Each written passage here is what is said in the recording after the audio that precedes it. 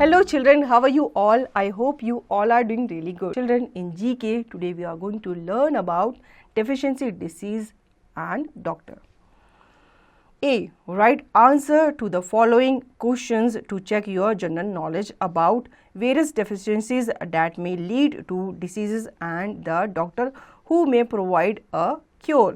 यहाँ पे बच्चों कुछ क्वेश्चन आपसे पूछे गए हैं, ठीक है, उनके आंसर हमें क्लू बॉक्स से ढूंढने हैं और वहाँ पे फिल करने हैं.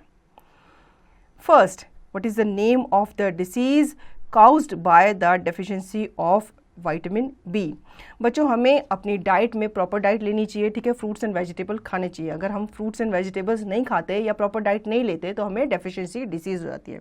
तो यहाँ पे आपसे पूछा गया है कि विटामिन बी की डेफिशिएंसी से कौन सी बीमारी होती है, तो उससे होती है बेरी, ठीक है. अगर आप प्रॉपर डाइट नहीं लेते और कोई भी विटामिन आपकी बॉडी में रह जाता है तो उसकी डेफिशिएंसी की वजह से आपको बीमारी हो सकती है. तो यहाँ पे विटामिन की डेफिशिएंसी की वजह से आपको बेरी नाम की एक डिसीज़ हो सकती है. तो आपको प्रॉपर डाइट ज़रूर लेनी चाहिए.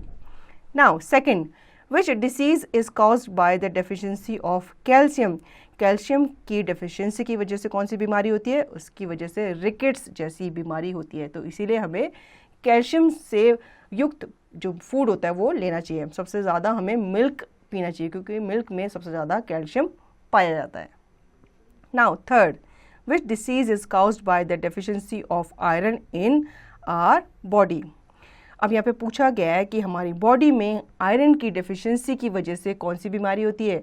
हमारी बॉडी में खून की कमी हो जाती है, तो उसे हम क्या कहते हैं, एनीमिया कहते हैं, ठीक है. अगर हम प्रॉपरली डाइट नहीं लेंगे और किसी वजह से हमारी बॉडी में आयरन की कमी हो जाती है तो आयरन की कमी की वजह से हमारी बॉडी में खून की कमी हो जाती है, ठीक है.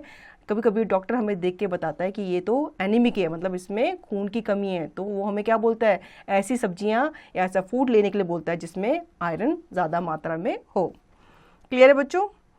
Now fourth, which disease is caused by the deficiency of vitamin A. अब विटामिन ए की कमी की वजह से कौन सी बीमारी होती है, उसकी बीमारी से नाइट ब्लाइंडनेस हो सकती है, ठीक है. अगर हम प्रॉपरली विटामिन ए अपने फूड में नहीं लेंगे, डाइट में नहीं लेंगे, तो हमें नाइट ब्लाइंडनेस हो सकती है, हमें रात में कम दिख सकता है, ठीक है. Now fifth, which disease is caused by the bite of Anopheles the female mosquito. एक फीमेल मॉस्किटो होता है जिसका नाम होता है एनीफिलीज. उसके काटने से हमें कौन सी बीमारी हो सकती है, उसके काटने से हमें मलेरिया हो सकता है, ठीक है. तो हमें मच्छरों से भी अपने आप को बचा के रखना चाहिए. बहुत सारी ऐसी चीज़ें होते हैं, कॉयल होते हैं, स्प्रेज होते हैं जो हम अपने घरों में छिड़क सकते हैं ताकि मच्छरों से हम अपने घर को और अपने आप को दूर रख सकें. Now sixth, which disease is caused due to infection caused by milk and water. अब ऐसा कौन सी डिसीज़ है जो मिल्क अगर इन्फेक्टेड हो या वाटर इन्फेक्टेड हो तो उसकी वजह से हमें वो बीमारी हो सकती है. उसे हम टाइफॉइड कहते हैं, ठीक है. अगर हम कोई गंदा पानी पी लेते हैं या कोई ऐसा दूध पी लेते हैं जो कंटामिनेटेड हो तो उसकी वजह से हमें टाइफॉइड हो सकता है. तो हमें हमेशा साफ़ सुथरा और फ्रेश पानी पीना चाहिए, ठीक है. फिल्टर्ड वाटर आपको पीना चाहिए. और ये भी कहा जाता है अगर आपको पानी फिल्टर्ड नहीं लग रहा है तो आप उसको क्या कर सकते हो, बॉयल कर सकते हो, क्योंकि पानी बॉयल करने से क्या होता है, उसके जितने भी जर्म्स होते हैं वो मर जाते हैं. Now seventh, which disease is caused by the bite of mad dog and cats. जो डॉग्स मैड हो जाते हैं, ठीक है, पागल हो जाते हैं, या कोई ऐसी कैट होती है जिसको कोई दूसरी बीमारी है, अगर वो आपको काट ले तो उससे कौन सी बीमारी होती है, उससे रेबीज़ जैसी बीमारी होती है.